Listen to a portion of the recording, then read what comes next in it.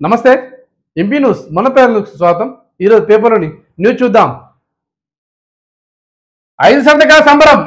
ఏపీలో తొలి రోజున 5 కీలక హామీల అమలు. ఏపీలో నారా చంద్రబాబు నాయుడు ముఖ్యమంత్రిగా ప్రమాణ స్వీకారం చేసిండు. ఆ పాలనపై దృష్టి పెట్టి నిన్న తొలి రోజు కీలక హామీలపై సంతకం పెట్టినట.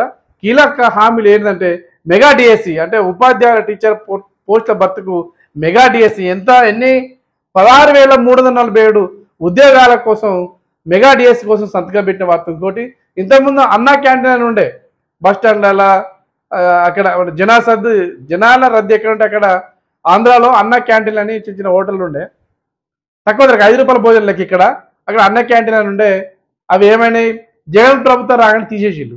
ఇప్పుడు మళ్ళీ వాటి కంటిన్యూ చేస్తున్న వార్త మనం చూడవచ్చు. ఇంకోటి, 4,000 పింఛన్ ఇస్తారని హామీ ఇచ్చిలట. ఇంతకుముందు వికలాంగులకు 2,000 పింఛన్ ఉంటే 4,000 పింఛన్ ఇస్తారని హామీ ఇచ్చిలట. ఆ 4,000 హామీ మీద కూడా సంతకం చేసిన వార్త చూడవచ్చు. 4,000 హామీ, అన్నా క్యాంటీన్లు, మెగా డిఎస్సి, ఇట్లా కీలక హామీల మీద సంతకం పెట్టి పాలన స్టార్ట్ చేసిన వార్త మనం చూడవచ్చు. దేశంలో బొగ్గు ఉత్పత్తి పెంచుతాం. దేశంలో బొగ్గు ఉత్పత్తి పెంచుతాం ఎవరంటారు? కిషన్ రెడ్డి అంటాడు. కిషన్ రెడ్డి కేంద్ర బొగ్గు గల శాఖ మంత్రిగా ఆయనకు బాధ్యతలు ఇచ్చిళ్ళు. ఆ బాధ్యతను ఈరోజు ఢిల్లీలోని శాస్త్రి భవన్లో బాధ్యతలు స్వీకరించిన వార్త చూడవచ్చు.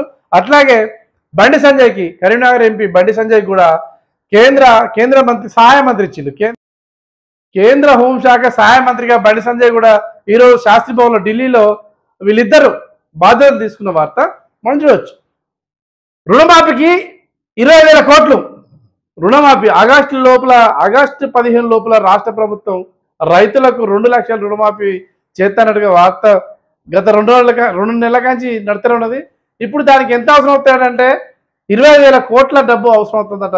దాన్ని సమకూర్చడానికి ప్రభుత్వం కసరత్తు చేస్తున్న వార్త మనం చూడవచ్చు. ప్రజాప్రతినిధులకు కూడా నోటీసులు. కాళేశ్వరం కథ రోజుకో మలుపు తిరుగుతుంది. అలా ఎవరు బాధ్యులు ఉన్నా వాళ్ళకి ఖచ్చితంగా నోటీసులు ఇచ్చి ఆ బాధ్యులను ఎవరినో తెలుసుకోవడం కోసం జస్టిస్ కమిటీ ఒకటి వేసిల్లు కాళేశ్వరం మీద. ఆ కమిటీ ఎవరిని వదిలిపెడతలేదు. ఎవరైతే బాధ్యులు ఉన్నదో, ఎవరైతే అనుమానం వచ్చినో వాళ్ళందరికీ నోటీస్ ఇస్తూ అన్ని సేకరిస్తుంది. మరి ముందు ఎవరు దోషులైతే తెలియదు. లాస్ట్ కేసీఆర్ కూడా జైలు పోయే కథ అయితే కనపడుతుంది. దీంట్లో గొర్రెల స్కామ్ పై ఈడీ కన్ను, కేటీఆర్ పై ఈడీ కేసు. ఎవరంటారు? రఘునందన్ రావు అంటాడు. నిన్న మెదక్లో మాట్లాడుతున్న రఘునందన్ రావు ఏమంటుండు? కేసీఆర్ జైలు పోవడం పక్క, కేసీఆర్ పై గొర్రెల స్కామ్ నడుస్తుంది, ఈడీ కూడా కేసు త్వరలో పెడుతుంది, ఈడీ కూడా కన్నేసింది కేసీఆర్ మీద, ఇక కాసుకో కేసీఆర్ అని చెప్పిన వార్త మనం చూడవచ్చు. మహిళా శక్తి క్యాంటీన్లు 2 నెలల్లో రాష్ట్ర వ్యాప్తంగా 150 క్యాంటీన్లు ఏర్పాటు లక్ష్యం. తెలంగాణ ప్రభుత్వంలో కూడా క్యాంటీన్లు, ఇంతకుముందు ఆంధ్రలో అన్న క్యాంటీన్లు అని, పశ్చిమ బెంగాల్లో దీదీ క్యాంటీన్లు అని, కేరళలో కూడా క్యాంటీన్లు ఉన్నాయి. అంటే ఒక్కొక్క చోట ఒక్కొక్క పేరుతోటి ఉన్నాయి. అది ఏదైనా కూడా ప్రజలకు సర్వే చేయడానికి, ప్రజలకు సేవ చేయడానికి ఉన్నాయి. అదే మాదిరిగా మన తెలంగాణలో కూడా రాబోయే 2 నెలల్లో 150 క్యాంటీన్లు ఏర్పాటు చేసి, మహిళా శక్తి క్యాంటీన్లు అట.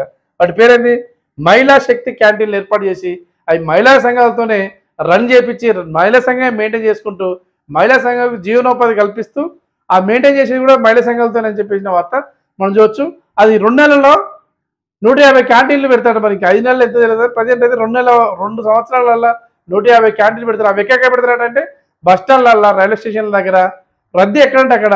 మన విహారయాత్ర పోయినప్పుడు ఆ విహారయాత్ర ప్లేస్లల్లో, ఇప్పుడు వరంగల్ ఉంది రామప్ప కాడ, లక్నవరం, ఇట్లా విహారయాత్ర ప్లేస్ ఎక్కడనే అక్కడ కూడా, ప్లస్ బస్ స్టాండ్లు, రైల్వే స్టేషన్లు ఎక్కడ రద్దీ ఉంటే అక్కడ ఈ మహిళా శక్తి క్యాంటీన్ ఏర్పాటు చేయడానికి రాష్ట్ర ప్రభుత్వం కసరత్తు చేస్తున్న వార్త మనం చూడవచ్చు.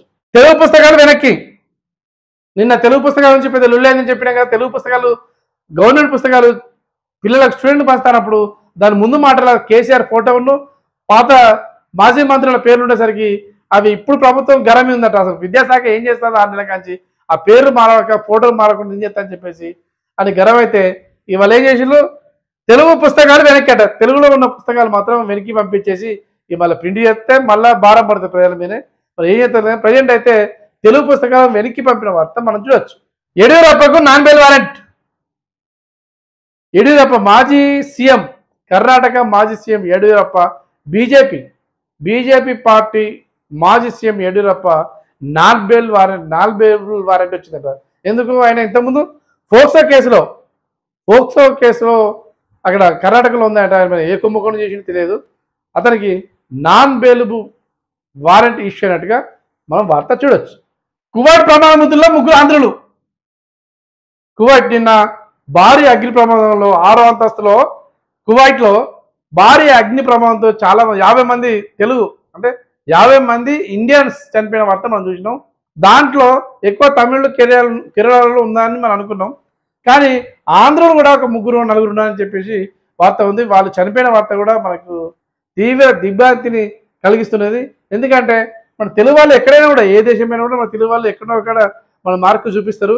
అదేవిధంగా ఈ కువైట్లో చనిపోయిన వాళ్ళు ముగ్గురు ఆంధ్ర ఉన్నట్టుగా గుర్తించిండు. ఇవి ఈరోజు వార్తలు.